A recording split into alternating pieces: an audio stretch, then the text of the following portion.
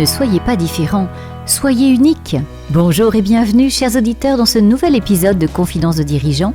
J'accueille aujourd'hui Cyril Chabagnier, président de la Confédération française des travailleurs chrétiens.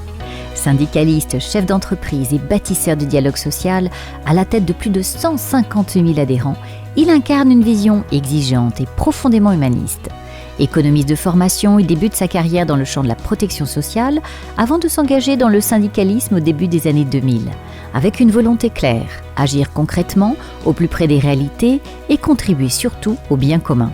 Son parcours est marqué par une progression construite, ancrée entre l'action et le terrain. Il incarne aujourd'hui un syndicalisme réformiste, indépendant, profondément enraciné dans des valeurs morales chrétiennes où la personne est considérée dans toute sa globalité, sociale, économique, humaine, mais aussi spirituelle et environnementale. Ce qui caractérise particulièrement son engagement, c'est sa capacité à conjuguer conviction et pragmatisme.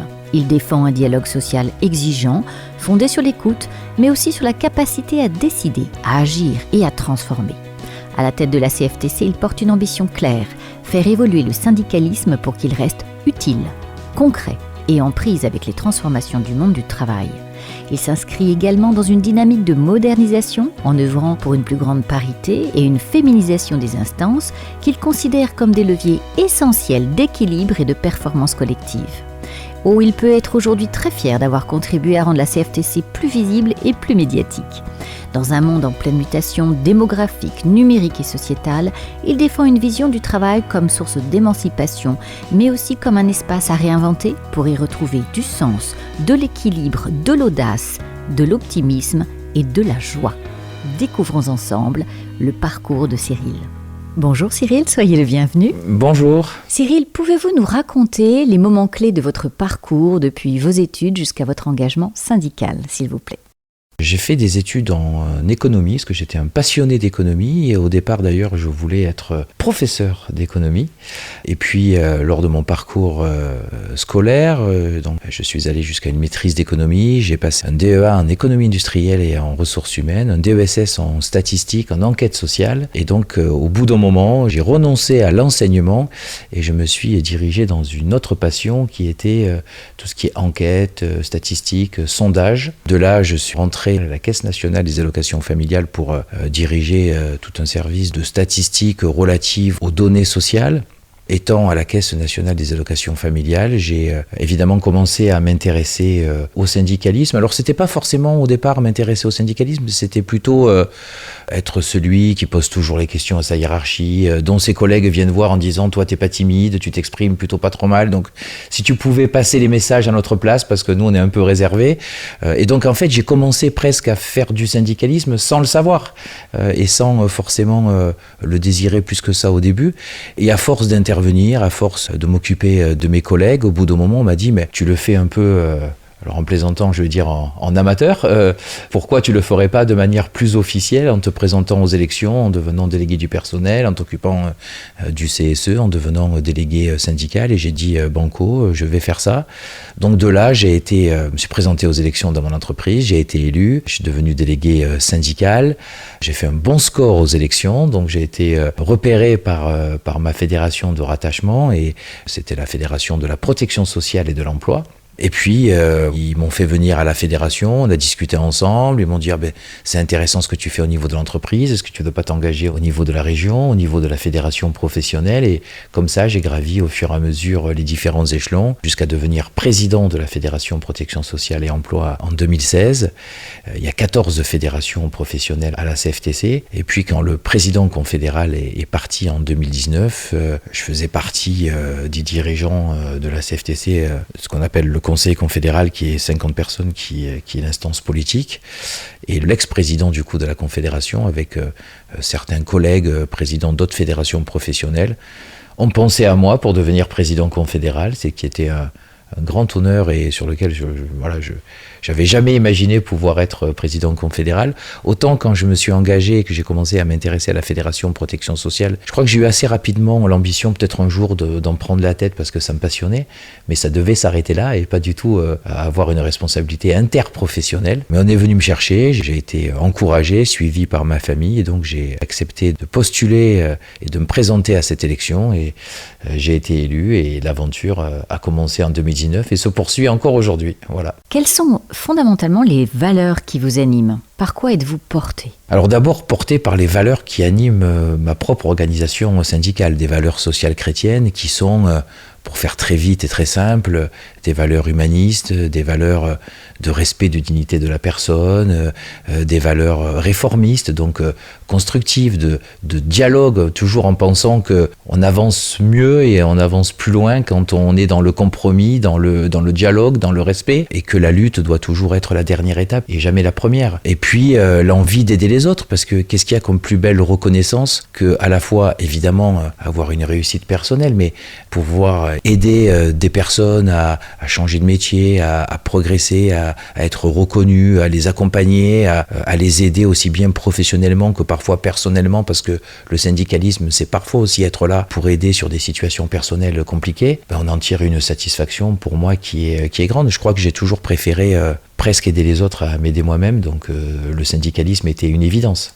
Y a-t-il une figure, un événement, une expérience qui peut être qualifiée de déterminant pour vous, qui a changé le cours de votre vie ? Je crois pas qu'il y ait eu un événement particulier qui a changé le cours de ma vie. Je crois qu'il y a eu deux grandes idées. L'idée de s'investir dans le contexte économique et social qu'on peut avoir autour de soi. J'avais des parents qui m'ont toujours dit c'est important dans sa commune de s'investir. C'est important de s'investir auprès des autres. Alors mes parents étaient commerçants, donc il y avait déjà ce côté relationnel qui était évidemment très très fort. Et donc c'est ça qui a perduré. J'ai été élu conseiller municipal très jeune, à 21 ans dans ma commune.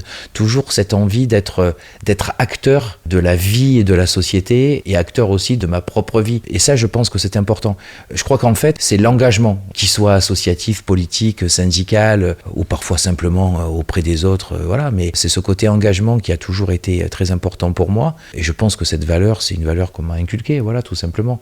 Évidemment, dans les différentes fonctions que j'ai fait, j'ai eu des rencontres incroyables. J'ai la chance aujourd'hui de pouvoir fréquenter des personnes brillantes, intéressantes, et ça ne fait que s'enrichir. Et je crois que ça aussi, être perpétuellement dans l'apprentissage, dans l'enrichissement, c'est aussi important. Je crois en fait que je me satisfais jamais totalement de ce que j'ai, donc j'ai toujours envie d'apprendre plus, de rencontrer plus de personnes, de découvrir de nouvelles choses que je connais pas, de m'informer sur des choses sur lesquelles je suis loin d'être spécialiste. Enfin voilà, ce goût d'apprendre, de se dépasser, mais c'est pas dû à des rencontres. Je crois vraiment que c'est dû à mon éducation. Et à votre personnalité ? Alors sûrement aussi un petit peu à la personnalité, mais sa personnalité est forgée aussi un peu par son éducation. Voilà. Et par justement le socle familial, les valeurs bien entendu. Mais il y a quand même une curiosité insatiable. Oui, une curiosité insatiable et je crois qu'il y a aussi ce désir d'apprendre qui est important. Et quand on mêle le désir d'apprendre, de la curiosité avec l'envie de le mettre au service des autres, je trouve que ça fait un petit melting pot à la fin qui est intéressant et qui est très enrichissant pour sa vie professionnelle mais personnelle aussi. Et c'est le but en fait, hein. Ce podcast, il a pour but de transmettre la flamme, l'envie d'être lumineux pour les autres et puis d'inspirer, tout simplement. Pourquoi avoir choisi la CFTC pour vous engager ?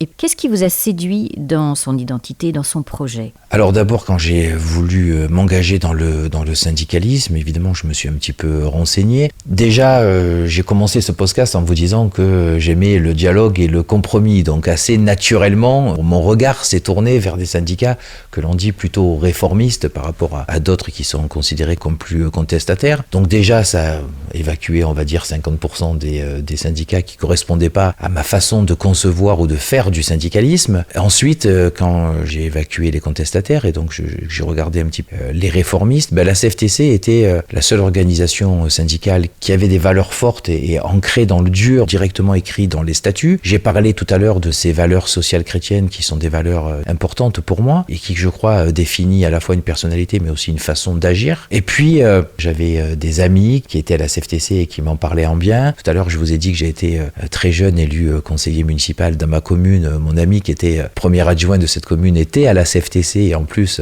dans la même fédération que moi, parce que lui était à cette époque-là à Pôle emploi et moi j'étais à la sécurité sociale. Donc quand vous avez ce côté réformiste, que vous avez des valeurs qui vous correspondent et que vous avez en même temps aussi des amis qui vous en parlent en bien, en tout cas qui vous en parlent de façon qui correspond à la vision que vous faites de ce syndicat, tout ça réuni fait que le choix est assez facile. Donc j'ai commencé directement à la CFTC, je finirai à la CFTC et j'ai jamais regretté une seule seconde d'avoir choisi ce syndicat. Et justement, est-ce que vous pouvez expliquer rapidement quelles sont les grandes valeurs chrétiennes, puis aussi le rapport par rapport aux autres syndicats ? Alors les valeurs sont des valeurs sociales chrétiennes. C'est important de s'y arrêter quelques secondes parce que c'est un syndicat qui est totalement indépendant politiquement ou religieusement. Il n'y a pas besoin d'être croyant pour être à la CFTC. Et on a d'ailleurs aussi beaucoup de personnes qui sont d'autres confessions, musulmanes ou juives, qui viennent rejoindre la CFTC, non pas parce qu'il y a le mot chrétien, qui est d'ailleurs différent du mot catholique, mais tout simplement parce qu'il y a des valeurs qui sont représentées et que ces valeurs, normalement, devraient correspondre à peu près à toutes les religions, qui devraient se retrouver autour de ces valeurs, mais il n'y a pas besoin d'être croyant pour se référer à la morale sociale chrétienne, d'être un syndicat de la personne. C'est très important, ça paraît parfois évident en disant mais tous les syndicats sont des syndicats de la personne. Non, il y a des syndicats qui vont donner une importance au statut, par exemple. Nous, le statut, c'est pas ce qui est prioritaire chez nous. Ce qui est prioritaire, c'est l'individu, c'est la personne, et puis de pouvoir aussi traiter la personne dans sa globalité. C'est-à-dire cette personne, elle a un entourage social, elle a de l'économie autour de ça, il y a de l'environnement, il y a aussi de la spiritualité.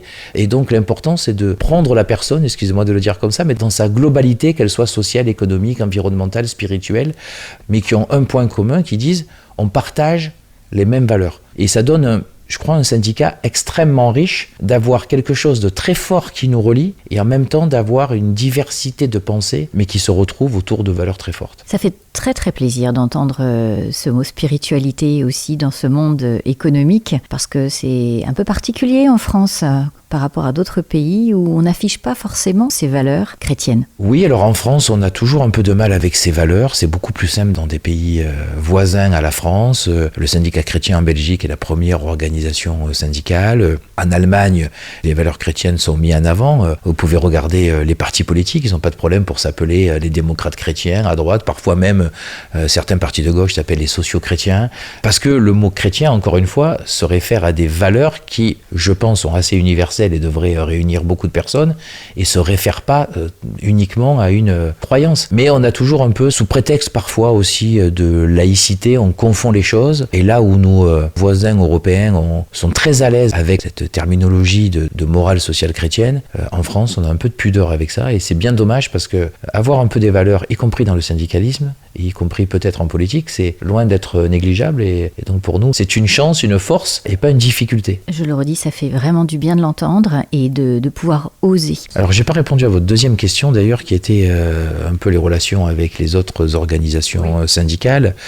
Ça se passe bien, très très franchement. Depuis un certain temps, il y a un respect qui se fait entre les différents numéros 1 des organisations syndicales. Il faut dire qu'on passe beaucoup de temps ensemble. Et puis des amitiés aussi. Alors des amitiés, des fois on passe plus de temps avec nos collègues leaders des organisations syndicales ou patronales d'ailleurs qu'avec notre propre famille. Ce qui est important, c'est de se parler. Parce que évidemment, on a des choses en commun, mais on a des différences. S'il n'y avait pas de différence, il n'y aurait pas différentes organisations syndicales.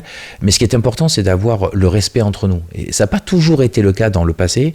Aujourd'hui, ça l'est, c'est une très bonne chose, il faut qu'on le garde. C'est-à-dire qu'on se parle, on discute, on a des positions parfois qui sont différentes. Parfois, on a du mal à comprendre la position de l'autre. Il n'y a jamais de critique. On est d'accord, on avance ensemble, on n'est pas d'accord, chacun avance de son côté. Je crois qu'on a mis en place ce respect qui fait qu'on ne va pas aller pointer du doigt et critiquer l'autre parce qu'il a signé ou pas signé tel accord ou qu'il a souhaité ou non participer à telle négociation ou à telle manifestation. Et donc ce respect est important. Et puis ce qui se passe aussi comme dans la vie normale, c'est qu'il y a des relations humaines et les relations humaines font qu'il y a des gens aussi en dehors de ce qu'ils pensent et de ce qu'ils défendent avec qui ça passe plus ou moins bien. Et parfois il y a même de belles amitiés amitiés qui se créent et moi j'en ai quelques-unes, voilà. Vous pouvez les dire ou vous préférez les garder secrètes? Non, je vais les garder pour moi, je ne veux pas faire de jaloux, mais je crois que vous avez reçu un de mes concurrents syndicaux dans un précédent podcast avec qui, je crois, il y a une réelle amitié. Voilà. Mais oui, et je peux largement comprendre cette connivence.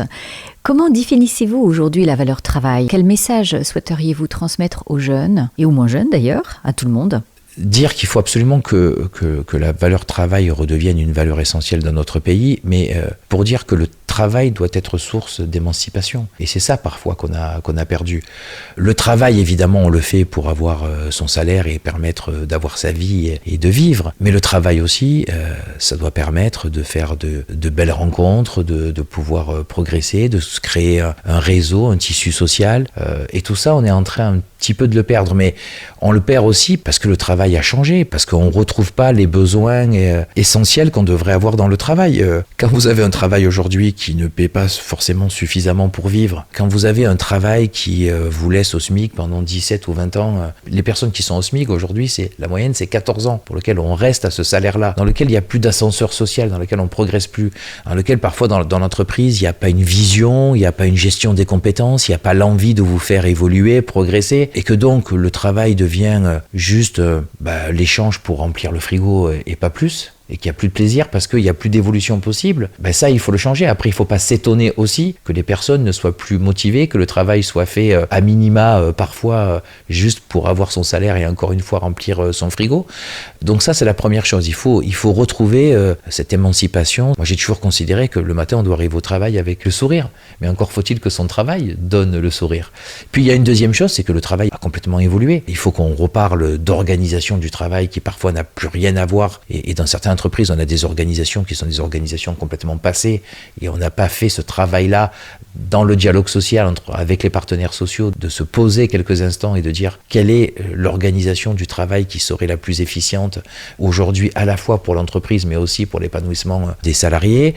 On a eu l'explosion du télétravail qui a changé beaucoup de choses et qui a parfois un petit peu cassé ce côté corporate d'entreprise, mais aussi les relations avec ses collègues, et c'est pas toujours évident. Et puis on est dans un contexte où on a des bouleversements qui sont tellement forts et tellement rapides qu'on ne peut plus concevoir le travail de la même manière. Les bouleversements, transition environnementale, la transition numérique qui va impacter de manière aussi extrêmement forte, la transition démographique.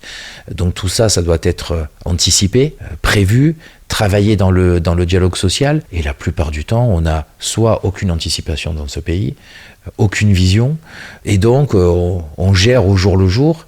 Et honnêtement, gérer ce nouveau monde du travail au jour le jour, sans anticipation, sans accompagnement, c'est juste une folie. Je prends juste un exemple, mais secteur automobile, on dit moteur thermique, c'est terminé en 2035. Certains d'ailleurs voulaient même que ce soit terminé en 2030. On fixe une date, on réfléchit après à comment on va faire pour arriver à ce que ça fonctionne à cette date-là. Enfin, c'est complètement fou. Normalement, on aurait dû dire, on s'assoit, on réfléchit, comment on fait en sorte, quelles conséquences ça va avoir, quels sont les plans de gestion des compétences qu'il va falloir qu'on mette en place pour que les salariés arrivent à bon escient à cette date-là, en étant formés, Là, en fait, on fait les choses par étapes, on fixe des dates sans réfléchir aux conséquences.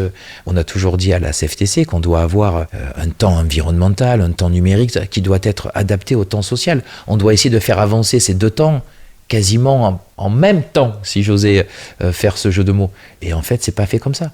Et donc, les évolutions sont fortes. Si on ne prend pas en compte ces évolutions, si on ne repense pas les organisations, si on ne donne pas de la respiration au travail, si on ne conçoit pas les conciliations de temps de vie, si on ne conçoit pas le fait de pouvoir s'émanciper et de pouvoir avoir une évolution sociale, le travail n'est plus une valeur à ce moment-là. Et vous aussi, en tant que dirigeant de ce syndicat, vous aussi, vous vous comportez comme un chef d'entreprise. Quelle est la vision que vous donnez ? En tant que leader syndical, on est forcément chef d'entreprise. C'est assez marrant d'ailleurs, puisque j'ai à peu près 80 salariés à la Confédération. Donc une entreprise de 80 salariés, c'est une petite PME. Donc forcément, j'ai un peu ces deux casquettes, à la fois d'être syndicaliste, mais aussi à la fois d'être le patron de ces 80 salariés, d'avoir un comité social et économique dans mon entreprise, de aussi faire des négociations salariales ou d'accords. Et ils vous challengent beaucoup là-dessus, justement ? Mais évidemment qu'ils nous challengent, et c'est assez facile pour eux, parce que ce qu'on va défendre au niveau national, ils vont nous dire, attendez, là, tu t'arrêtes pas de parler de ce sujet ou qu'il faut le développer au niveau national,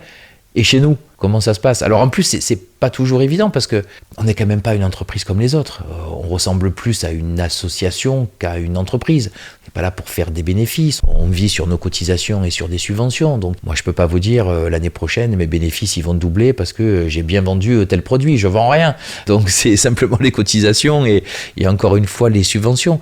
Vous n'êtes pas tout à fait dans une entreprise lambda. En même temps, vous avez des salariés comme dans une entreprise lambda. Vous défendez des positions nationales que des fois vous pouvez appliquer ou transposer dans votre propre entreprise, dans ma CFTC, mais des fois, c'est pas transposable ou c'est difficilement transposable parce que je vais pas avoir les mêmes moyens, je vais pas avoir les mêmes choses à mettre en place. Donc c'est complètement différent.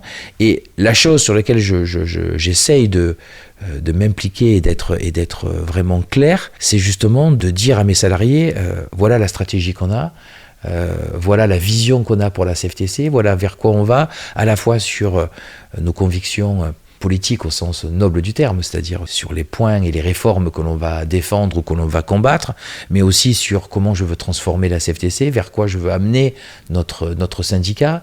Et donc, chaque année, par exemple, on a une réunion avec l'ensemble du personnel pour justement parler de cette vision, voir si elle est comprise, voir s'il y a des choses qu'il faut expliquer, voir s'il y a des choses qui ne sont pas acceptées, et si on peut bouger, si on peut évoluer. Donc j'essaye de donner la vision, et puis j'essaye, sans vouloir paraphraser Johnny Hallyday, qui malheureusement n'est plus avec nous, mais j'essaie de leur donner envie d'avoir envie, quoi. Il y a combien de personnes qui vous ont rejoint dans ce syndicat ? On a à peu près 150 000 adhérents. Donc voilà, on est la 5e organisation syndicale dans notre pays. Alors des fois on dit 150 000 adhérents, c'est une petite organisation syndicale. Enfin, moi, ça veut dire qu'il y a beaucoup de partis politiques, même les plus grands partis politiques qui nous gouvernent aujourd'hui, qui rêveraient d'avoir 150 000 adhérents payants. Parce qu'à côté de ça, on a aussi beaucoup de sympathisants, des personnes qui parfois sont adhérents 2-3 années, arrêtent, reviennent, voyez, donc voilà. Mais non pas sur le flux, mais sur le stock, en permanence, il y a au moins 150 000 adhérents. À la grande époque du Parti Socialiste ou de l'UMP, quand ils arrivaient à avoir 200 000 adhérents payants, c'était incroyable pour un parti politique. Et nous, des fois, on nous dit, vous êtes une petite organisation syndicale et on en a 150 000. Voilà, donc c'est pas facile, c'est 14 fédérations, c'est 14 unions régionales, c'est 90 unions départementales, c'est 800 syndicats, et tout ça, il faut le gérer. Alors évidemment pas tout seul, on a des équipes, et heureusement. Et puis 80 salariés aussi dans la maison, donc 150 000 membres, 80 salariés des unions départementales, des fédérations professionnelles, des unions régionales. C'est un peu de travail, clairement, un peu de difficulté, mais c'est passionnant. Et moi j'ai eu la chance d'arriver à ce poste-là. Alors il y a des contraintes, c'est une vie particulière, c'est beaucoup de fatigue, c'est du stress, c'est beaucoup de choses, c'est une vie familiale un peu mise de côté parfois, mais c'est une chance extraordinaire et c'est la plus belle aventure de ma vie. Alors c'est très important quand on parle de ces capacités à vous ressourcer, parce que la plupart du temps je travaille beaucoup sur la santé des dirigeants, parce que quand la santé des dirigeants est défaillante, cela va poser des problèmes de discernement et puis de mauvais choix, et puis il y a des dirigeants qui vont partir dans de mauvaises directions pour l'entreprise et ça va avoir des gros... On a du mal d'être dans le dialogue et le compromis quand Absolument. On est fatigué, parce qu'on est souvent énervé, irritable, et donc on n'est plus dans une bonne écoute et on n'est plus dans un dialogue constructif. Ça part dans le conflit Tout à fait. et ça cristallise sur les personnes. Et ça a des incidences catastrophiques après, évidemment, sur l'ensemble des salariés. Et d'ailleurs, une entreprise, et son capital humain, c'est sa richesse, d'ailleurs. On ne le met pas toujours au cœur du réacteur, ce capital humain.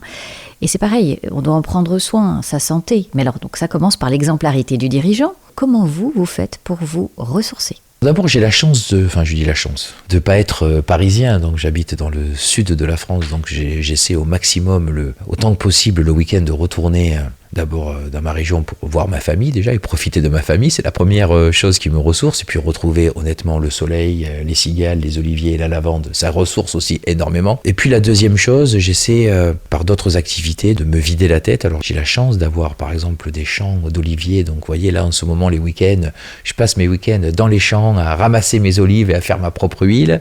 J'essaye de me vider la tête en faisant beaucoup de marches, de balades, parce que j'aime aussi beaucoup découvrir la beauté de jolis petits villages, et dans le sud honnêtement, mais pas que dans le sud, dans toute la France, on a des petits villages ou même des villes qui sont juste incroyables à découvrir.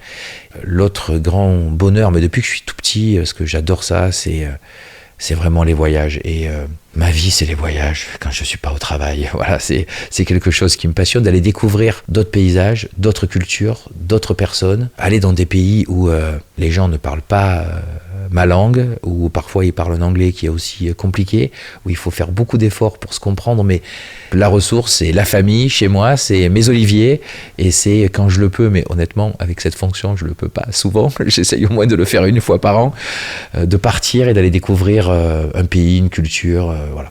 Mais honnêtement, dès que je prends le TGV à Paris et que j'arrive à Avignon TGV et que je sors de mon TGV et que je retrouve ma Provence, ça me ressource. D'ailleurs, vous rayonnez à chaque fois que vous en reparlez et au fond, comment vous allez redonner de l'énergie, de l'optimisme?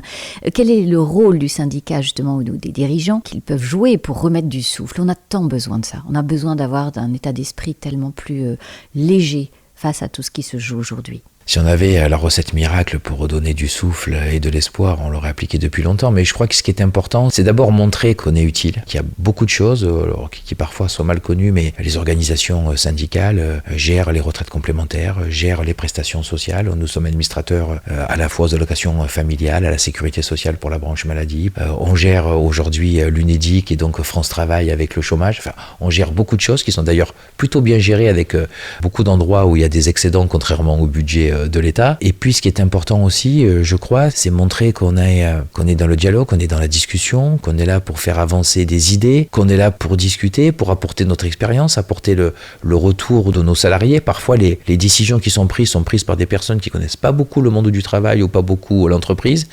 Il y a beaucoup de décisions qui sont faites dans la théorie, mais qui se heurtent à la pratique ou qui en tout cas demandent quelques adaptations dans la pratique. Et nous, on doit apporter ça, on doit apporter cette expérience, apporter les valeurs que l'on a, dire quelles sont les choses prioritaires, dire les problématiques, les souffrances que peuvent avoir nos concitoyens et nos salariés, voir comment ensemble on peut construire des projets qui vont apporter du mieux-être à nos concitoyens et à nos salariés. Quel est l'héritage que vous souhaiteriez laisser, l'empreinte? Qu'est-ce qui peut vous qualifier? Moi, je ne souhaite pas laisser d'empreinte. Je trouve ça très prétentieux de laisser un héritage ou une empreinte. J'essaie de pas trop l'être, même si mon côté marseillais me fait que je le suis toujours un petit peu. Je crois que moi, la chose la plus importante, c'est que mes adhérents soient juste fiers de moi. Voilà. Fiers du travail que je fais. La CFTC n'était pas très présente médiatiquement. Je crois que je l'ai rendue beaucoup plus visible aujourd'hui et beaucoup me disent merci pour ça. Moi, la seule chose que je souhaite, c'est que quand je terminerai mon mandat et que je ne serai plus président confédéral, on me dise « t'as apporté un plus à la CFTC ». Voilà. Je veux rien pour moi, je veux que les compliments soient pour mon organisation syndicale. Et donc, si j'ai réussi à rendre la CFTC plus visible, si j'ai donné envie aux gens de venir, de rejoindre la CFTC, si j'ai montré que la CFTC est une belle organisation syndicale, j'aurai accompli 1000 fois ma mission. Donc, ça sera ça mon plus grand bonheur. Voilà.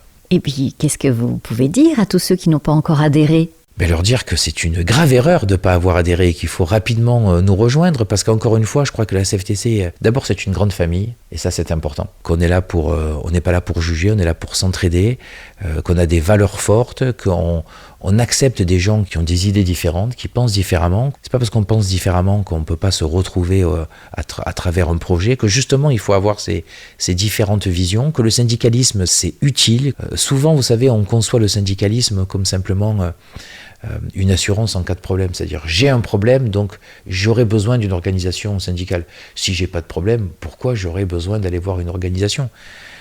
Mais c'est une grave erreur. Heureusement que les organisations syndicales ne sont pas que là quand il y a des problèmes. Construire un projet dans son entreprise, il n'y a pas forcément de problème, mais c'est passionnant. Construire une nouvelle organisation du travail, construire des accords sur le temps de travail, sur le télétravail, sur la prise en compte des transitions environnementales ou numériques dans son entreprise, créer un accord sur la participation ou l'intéressement. Il n'y a pas besoin d'avoir des difficultés, il n'y a pas besoin d'avoir une entreprise qui va mal, il n'y a pas besoin d'être un salarié qui connaît des difficultés avec son manager. Alors évidemment que l'organisation syndicale est là aussi pour accompagner le salarié quand il n'est pas reconnu professionnellement, quand il a été mis au placard, quand il a un manager qui le persécute ou qui ne le reconnaît pas. Évidemment qu'on est là pour ça. Mais on est là pour tellement d'autres choses qui sont passionnantes. Et donc je crois que tout ça, on le fait plutôt bien à la CFTC. Et en plus, je trouve qu'ils ont un président qui est vraiment intéressant, donc ça serait bien de venir nous rejoindre. Et ce président a-t-il une devise, une citation qui lui tient à cœur ? J'ai une citation qui me plaît bien, mais que j'ai transformée, que j'ai un peu... Voilà, ce qui est important, c'est d'avoir une équipe, de l'audace et des actions. Et j'essaie de concevoir mon syndicat comme ça. On ne travaille pas tout seul et on n'est pas le plus intelligent tout seul, on est toujours plus intelligent à plusieurs. Donc c'est important d'avoir une équipe et avoir cet esprit d'équipe.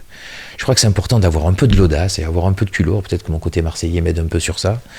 Et puis il faut agir, parce que la théorie c'est bien. Il y a beaucoup de gens qui parlent, il y a beaucoup de gens qui font, et on est dans un monde aujourd'hui du buzz, de la petite phrase, donc c'est très bien, mais dans le concret il ne se passe pas grand-chose. Et je crois que ça fait partie aussi des choses pour lesquelles parfois nos concitoyens, les travailleurs et les travailleuses s'éloignent des organisations syndicales, s'éloignent des partis politiques. On a une abstention qui est aussi forte, parce qu'il faut être dans l'action, voilà. Il faut changer les choses concrètement, et parfois des toutes petites choses, mais c'est ça qui est important. Donc une équipe de l'audace, des actions, j'adore ça. Et une citation, alors j'ai oublié de qui elle est, et pourtant je le savais par cœur, mais que j'adore, qui est « Ne soyez pas différents, soyez uniques ». Et ça c'est juste magnifique. Et j'essaie de rendre mon organisation plus que différente des autres, j'essaie de la rendre unique.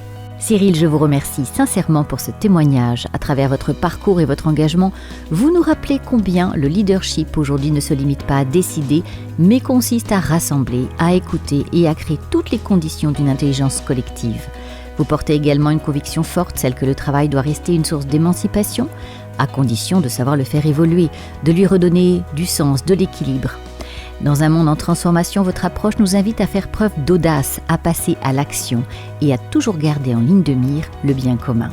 Et peut-être au fond de nous rappeler aussi que l'essentiel, ce n'est pas d'être différent, mais d'être profondément unique et d'apporter sa pierre à l'édifice. Chers auditeurs, je vous remercie beaucoup pour votre écoute. N'hésitez pas à liker et à partager cet épisode. Et pour ma part, je vous retrouve très prochainement pour un nouveau témoignage. À très bientôt.